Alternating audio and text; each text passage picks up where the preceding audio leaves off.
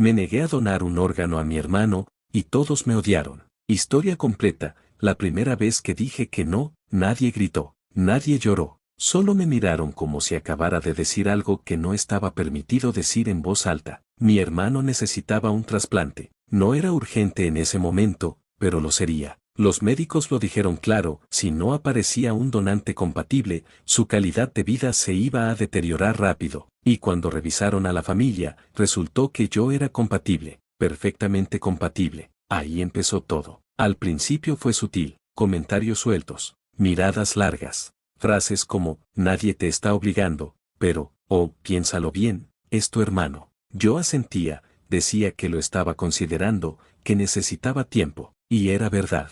Necesitaba tiempo para recordar cosas que nadie más parecía recordar. Crecimos en la misma casa, pero no en la misma familia. Mi hermano siempre fue el frágil, el delicado, el que necesitaba más atención. Yo era el fuerte, el que aguanta, el que no da problemas. Desde niños, todo giraba en torno a él. Si él rompía algo, yo debía entenderlo. Si él se enfadaba, yo debía ceder. Si él mentía, yo debía callar para no empeorar las cosas. No lo odiaba, pero tampoco lo idolatraba como los demás. Cuando el médico explicó los riesgos de la donación, nadie parecía escucharlos. Todos estaban demasiado enfocados en el final feliz, en la narrativa bonita del hermano salvando al hermano. Yo, en cambio, escuché cada palabra. Cirugía mayor, posibles secuelas, cambios permanentes. No era donar sangre, no era un gesto simbólico, era entregar una parte de mi cuerpo, para siempre. Cuando dije que necesitaba pensarlo, mi madre se puso a llorar. Mi padre me habló de responsabilidad. Mis tíos empezaron a llamarme. Gente que no me había escrito en años ahora quería saber cómo estaba. En realidad, querían saber si iba a hacerlo. La presión fue creciendo. Mensajes largos, odios dramáticos, historias de sacrificio familiar. Y yo seguía diciendo lo mismo, no puedo. Ahí fue cuando pasé de hijo a villano. Mi madre me preguntó qué clase de persona era capaz de dejar morir a su propio hermano. Mi padre dejó de hablarme. En reuniones familiares se hacía un silencio incómodo cuando yo entraba. Mi hermano, por su parte, no me pidió nada directamente, y eso fue lo que más me inquietó. Me miraba como si yo ya hubiera tomado la decisión correcta, solo que todavía no la había anunciado. Una noche, después de otra discusión, me encerré en mi habitación y me quedé despierto hasta el amanecer. No pensando en la operación, pensando en algo que llevaba años enterrado, algo que nunca se hablaba, algo que, si salía a la luz, iba a destruir a más de uno, porque la verdad era esta, yo no me negaba por egoísmo, ni por miedo, me negaba porque ya había dado demasiado por él una vez, y casi me cuesta la vida, y nadie en mi familia parecía recordarlo, o peor aún, nadie quería recordarlo. Durante semanas fui el tema central de la familia, no mi hermano enfermo. No el trasplante, yo. Mi negativa se convirtió en una especie de traición colectiva. Cada comida familiar era un interrogatorio. Cada llamada, un intento de persuasión. Nadie preguntaba cómo estaba yo. Solo querían saber si ya había cambiado de opinión. Empezaron a repetirme la misma frase, una y otra vez. Esto no va a volver a pasar. Ahí fue cuando entendí que, para ellos, lo que había pasado sí había pasado, pero nunca había importado lo suficiente como para marcar un límite, porque la verdad es que esta no era la primera vez que mi cuerpo entraba en juego por culpa de mi hermano. Tenía 17 años cuando ocurrió, él tenía 15. Siempre había sido impulsivo, temerario, de los que creen que las consecuencias son algo que les pasa a otros.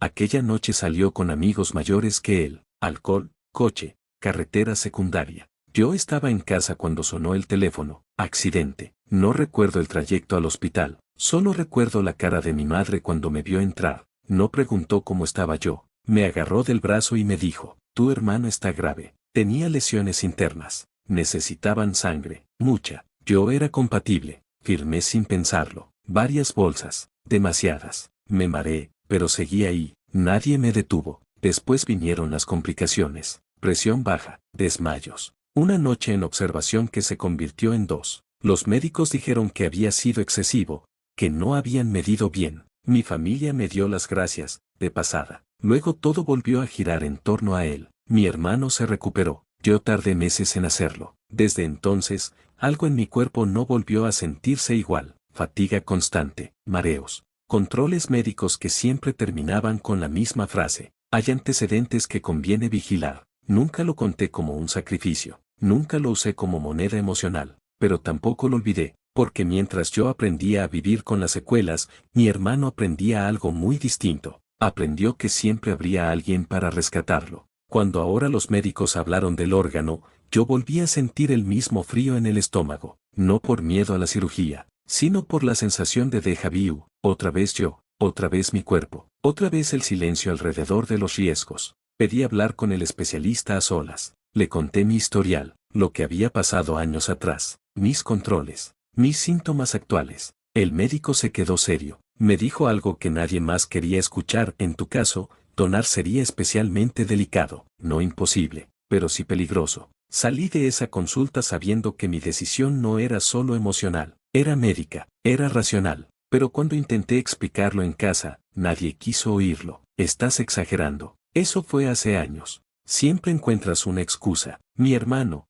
por primera vez, habló. Me dijo que entendía mi miedo, pero que si yo no lo hacía, tendría que esperar una lista que podía tardar años. Me miró con una mezcla de lástima y expectativa, como si mi negativa fuera un fallo temporal del sistema. Ahí fue cuando comprendí algo devastador. Para ellos, mi cuerpo siempre había sido un recurso, nunca una frontera. Esa noche tomé una decisión que sabía que iba a incendiarlo todo. Si iban a odiarme, iba a hacer con toda la verdad sobre la mesa, porque aún había algo que no les había dicho, algo que cambiaba completamente el relato, y que explicaba por qué este trasplante no solo podía matarme, sino repetir el mismo error que casi me destruyó la primera vez. Decidí no decir nada más, hasta que todos estuvieran presentes. Pedí que nos reuniéramos en casa de mis padres, no por dramatismo, sino porque sabía que, si hablaba uno por uno, la historia se iba a diluir, a reinterpretar, a suavizar. Yo necesitaba que escucharan todo de una vez, sin interrupciones, sin versiones paralelas. Llegaron todos, mis padres, mi hermano, un par de tíos que habían sido especialmente duros conmigo. Nadie sonreía. El ambiente ya estaba cargado antes de que yo abriera la boca. Empecé por lo médico. Expliqué lo que el especialista me había dicho, los riesgos reales, mi historial,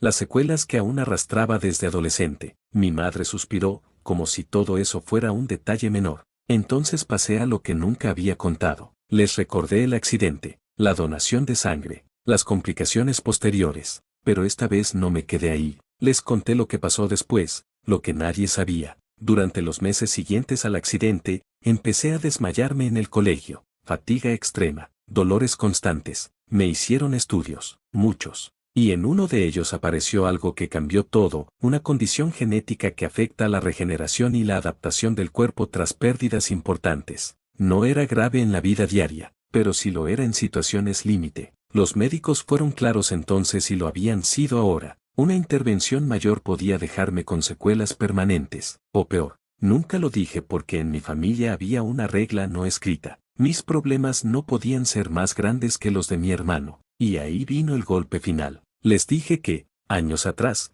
los médicos habían advertido que una segunda donación de ese calibre podría poner en riesgo serio mi vida. No era una suposición, no era miedo, estaba documentado, firmado, registrado. El silencio fue absoluto. Mi padre fue el primero en hablar, no para pedirme perdón, sino para decir, eso deberías haberlo dicho antes. Ahí entendí que no importaba cuando lo hubiera dicho, nunca habría sido suficiente. Mi hermano, en cambio, se quedó quieto, pálido, me miraba como si acabara de conocerme. Me preguntó, casi en un susurro, si lo que decía era verdad.